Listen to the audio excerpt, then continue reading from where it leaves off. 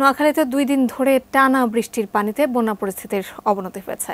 বিশেষ করে জেলার সেনবাগ, বেগমগঞ্জ, সোনাইমুড়ি, কবিরহাট ও সদর পূর্বাঞ্চলে পানি বৃদ্ধি পেয়েছে ১.৫ থেকে ২ ফুট। এর মধ্যে চলছে দুর্গতদের মানবিক সহায়তা। এ নিয়ে বিস্তারিত জানাতে নোয়াখালী থেকে যুক্ত হচ্ছেন আমাদের সহকর্মী ফয়জুল ইসলাম জাহান। ফয়জুল, নোয়াখালীতে গত ২ দিন ধরে বৃষ্টি হচ্ছে আমরা দেখতে পাচ্ছি এবং ক্রমেই সেখানে বন্যা পরিস্থিতির অবনতি হচ্ছে।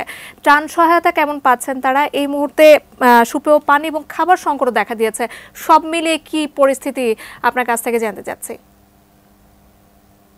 জাকিয়া, নোয়াখালীর বন্যা পরিস্থিতি ভয়াবহ অবনতি। একবারেই এখানে নোয়াখালীতে এই মুহূর্তে এক ধরনের মানবিক বিপর্যয় চলছে।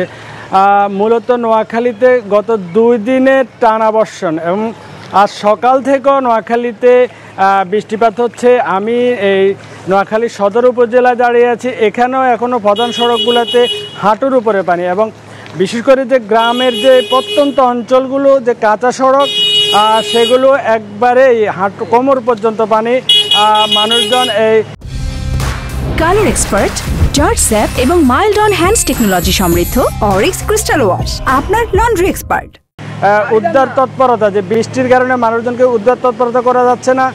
আরেকটা বিষয় আপনাকে জানিয়ে রাখি, নোয়াখালীতে গত ২ দিনের বৃষ্টি এবং এই আজকের বৃষ্টিতে মানে ৮টি উপজেলায় ১.৫ থেকে ২ ফুট পানি বৃদ্ধি পেয়েছে।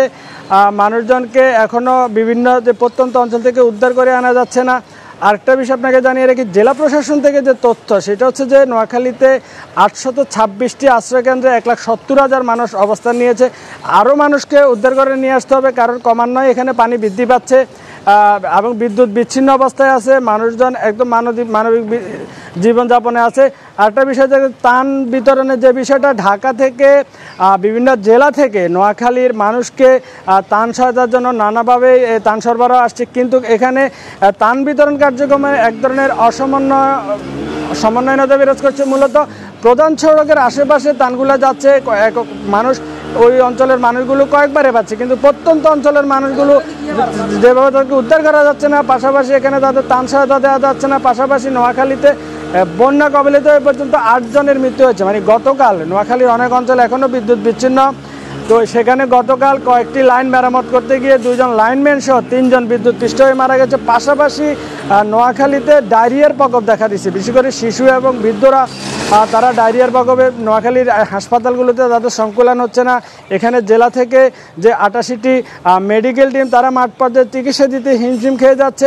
মানে নোয়াখালীর এই যে পরিমাণ বৃদ্ধি পাচ্ছে এবং বৃষ্টি এখনও বন্ধ হচ্ছে না, এতে মানুষের ভিতরে শঙ্কা বিরাজ করছে। এই যে মানবিক বিপর্যয়, মানে পরিস্থিতি খুব ভয়াবহ দিকে যাচ্ছে। এ হচ্ছে নোয়াখালী থেকে বন্যা পরিস্থিতি নিয়ে আমার কাছে সর্বশেষ।